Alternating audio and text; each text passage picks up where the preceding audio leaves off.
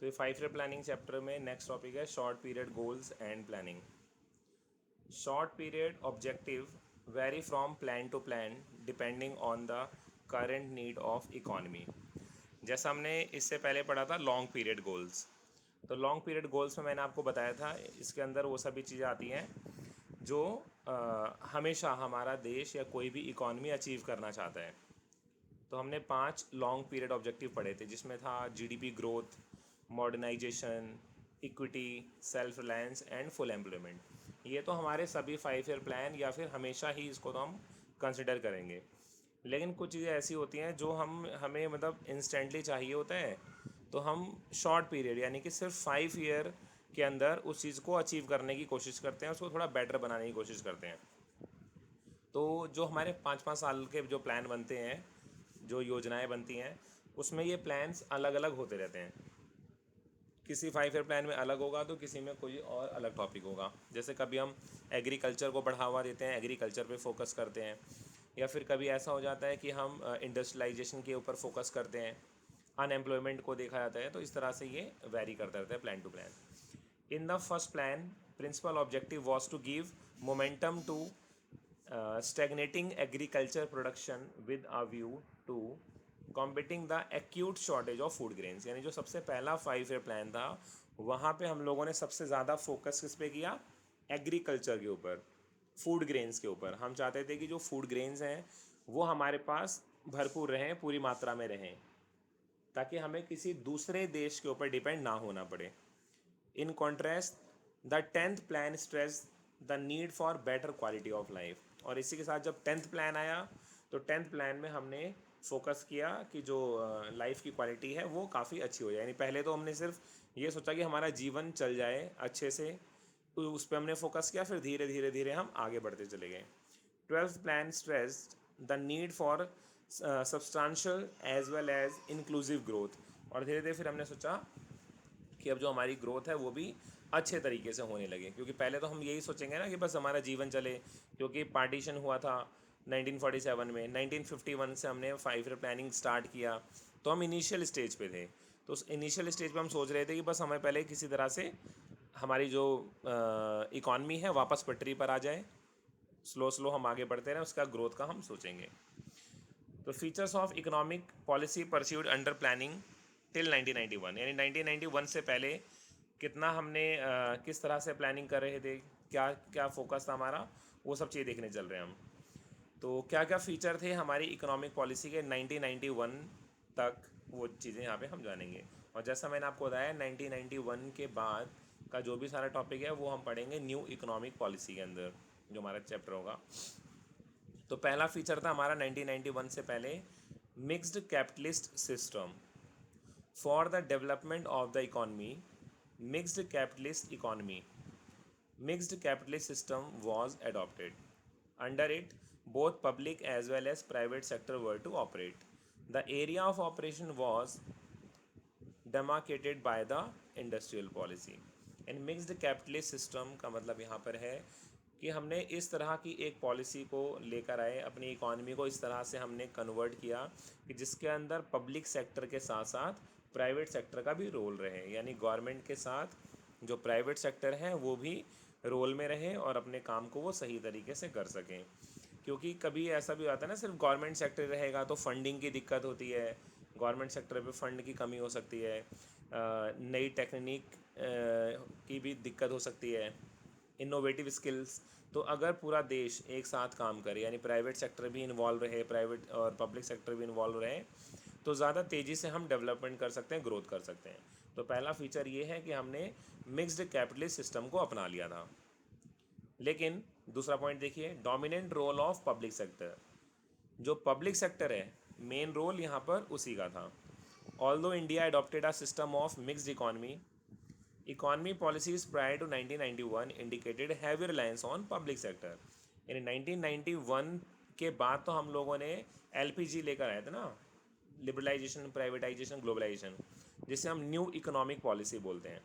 लेकिन 1991 से पहले हमारा बहुत ज़्यादा भरोसा किसके ऊपर था? पब्लिक सेक्टर के ऊपर, यानी कि गवर्नमेंट सेक्टर के ऊपर।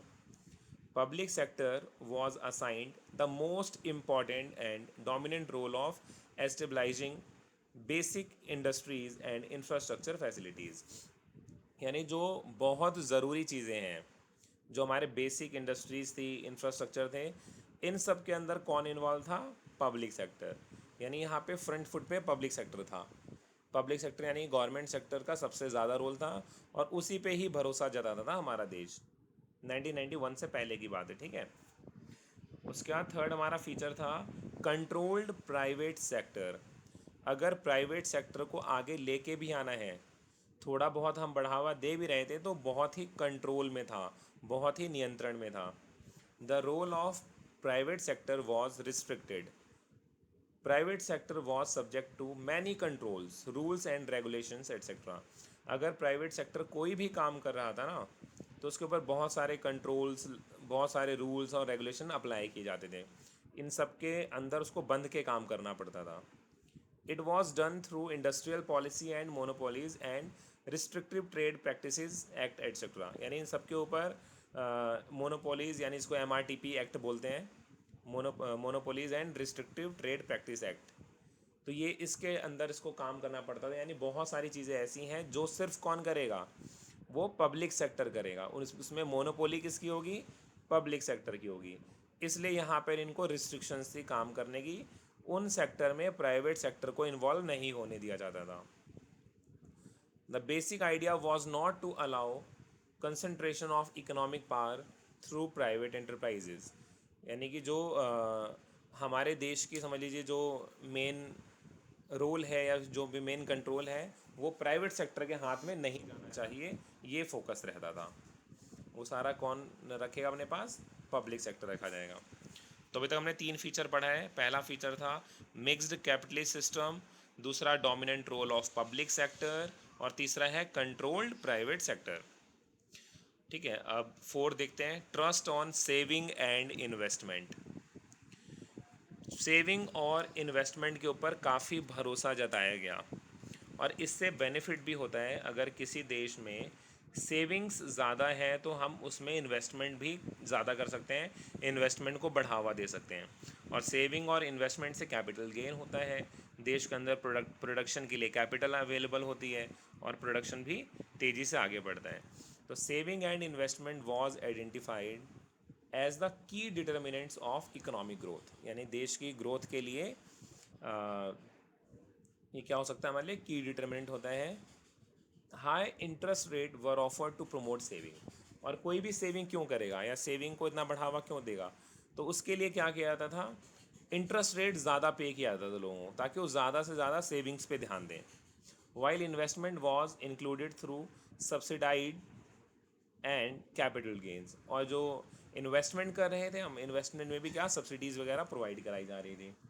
तो एक तो आप सेविंग करोगे तो आपको इंटरेस्ट भी ज़्यादा मिलेगा, तो इसलिए लोग ज़्यादा सेविंग करते हैं। ज़्यादा सेविंग करने से पैसा गवर्नमेंट के पास आएगा, जिससे उसको गवर्नमेंट इन्वेस्टमेंट पर्पज़ के लिए यूज़ कर सकती है और इन्वेस्टमेंट से देश की ग्रोथ होती है। तो ये 4th फीचर था हमारे 5 ईयर प्लानिंग का 1991 से पहले। नेक्स्ट है प्रोटेक्शन फ्रॉम फॉरेन कंपटीशन। देखिए, जैसा कि 1947 से पहले था कि कुछ दूसरे देश के लोग जैसे कि ब्रिटिशर्स हमारे देश में आए, उन्होंने बिज़नेस करने के लिए कोशिश किया, उसके बाद हमारे देश में ही उन्होंने कहीं ना कहीं कब्जा कर लिया और हमें हमें उनका गुलाम बनना पड़ा। यानी उनके लिए हम उनके लिए अपने देश में रहते हुए भी उनके फ़ायदे के लिए काम करते थे, जिसमें उनका बेनिफिट है वो वही काम हम लोगों से करवाते थे।